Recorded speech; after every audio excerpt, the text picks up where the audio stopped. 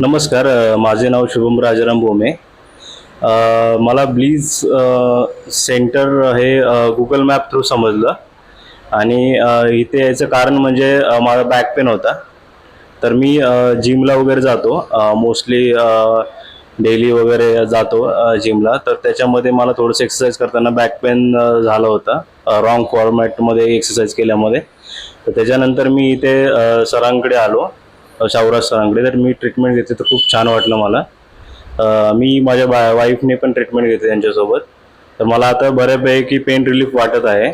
आणि ह्यांनी ज्या सांगितल्या एक्सरसाइज आहेत की ज्या आपल्या नसा असतात त्यांना दबू देत नाहीत, तर त्या मी डेली